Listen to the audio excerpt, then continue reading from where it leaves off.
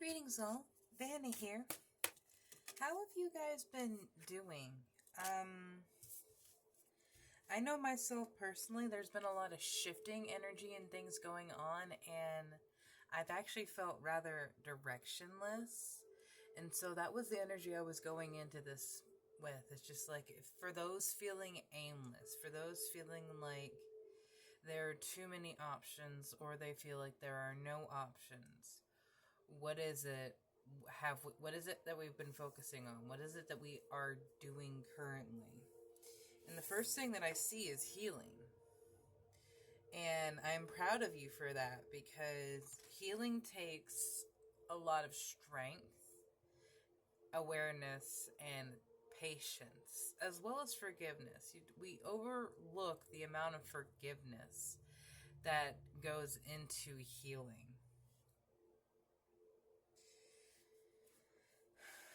There's the ruby star flow in the reverse. I embody my authentic and sensual essence. And so this might be some of what you have been healing from, is like root chakra upset, root chakra dissonance between where you want to be. But Empress of the Night, after the storm, I emerge a shiny new star. This has been so discombobulating and disorienting for you, because it is it's like the final countdown.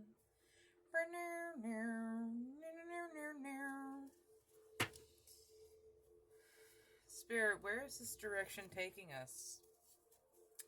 What are we allowed to see? Because our egos will upset our true path if we know too much. That's why we're not allowed to know everything. Unexpected visitors. All right. So, with springtime coming up, people are going to be starting to move around more. Someone might come into your life that it might be a small chance that you've known this person before, and it's like they're re-entering your orbit, but I don't feel like they have the gravitational pull to stay in your orbit. I feel like it's more like an energetic check-in of like, did you learn the lesson? Are you done with this? But then there's also this other orbit coming in that it's like when you're playing Goose Goose Duck, there's one of those missions where you have to just like line up the frequencies together, and you have to like lay them over each other.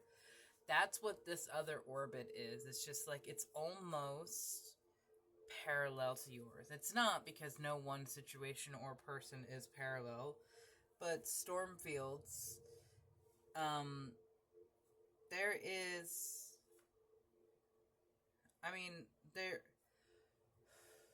Spirit, please help me relay this in the way that you want it to be told. There is no denying that there is stormy and dark times ahead of us in this world.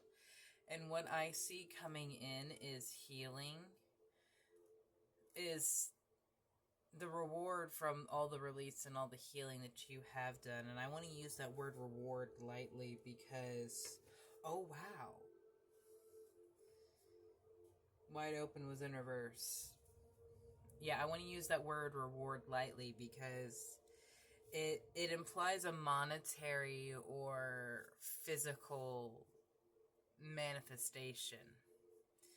And that might be one reason why the reward or the miracle or whatever it is hasn't come in, is because you're just like, nope. Much like the Ruby Star, you had your back to it.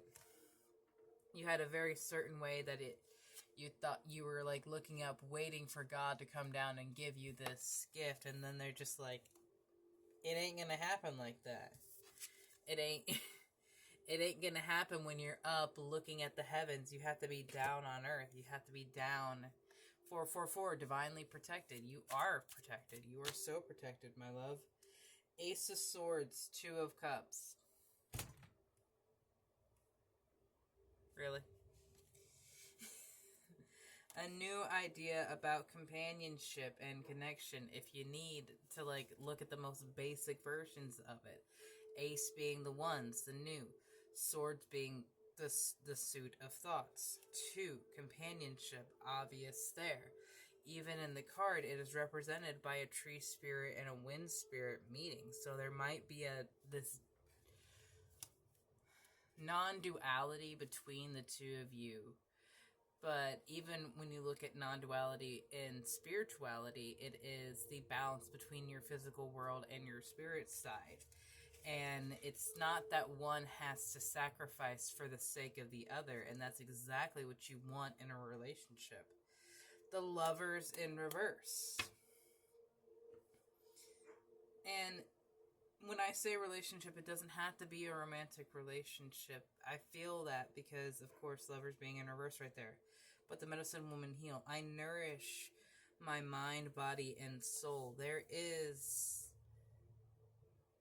a connection that wants to be made with you, but when you are not your authentic self, when you are shunning yourself for how something makes you feel, when you are shunning or shaming yourself for how something makes you feel, then you cannot shine authentically. There's something that Erin Brown had said recently. I love this woman. I follow her so much. But if you are in a negative vibe or if you are in a negative place, all you have to do is do one thing that makes you happy. All you have to do is do one thing that lights you up and is in resonance with your authenticity, and it will start shifting the frequency of yourself. It will start shifting the frequency of your space.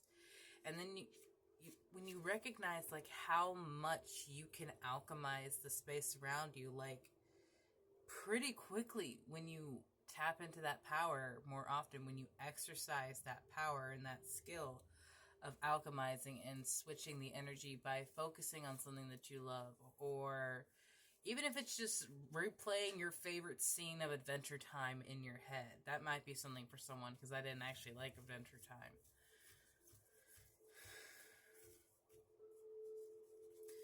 Spirit, what affirmation do we want to give? Thank you. Wow. So the ruby star that came in reverse was flow. And then that is the affirmation that Spirit gave you. Flow. This state has been calling to you for some time now. You know it well. Your body craves it. Your heart cries out for it. It is the state in which the body and the heart and the mind dance together as one. The state in which everything is easeful, where creating and doing and being comes naturally. This is your permission slip to lean into it. Go ahead, take a deep breath in and release any lingering ties to the outcome. Open the space within you that allows for flow to be. I love that so much. And the card from the affirmations deck at the bottom was indulge. I had a conversation with a friend recently that she was like, I always was made to feel bad for having sexual thoughts. I was always made to feel like it was wrong. And I'm like, no, honey. It's only wrong if you hurt someone. If you can't control your emotions, if you can't take responsibility, or like if you just indulge like a monster. But no, you're not a monster for having R-rated thoughts or not suitable for work related thoughts about a person. As long as they ever are of consenting age, that's fine. And as long as you are denying part of yourself, you are going to be denying your flow. And therefore, you are going to be denying your blessings. Allow yourself to feel all of your emotions.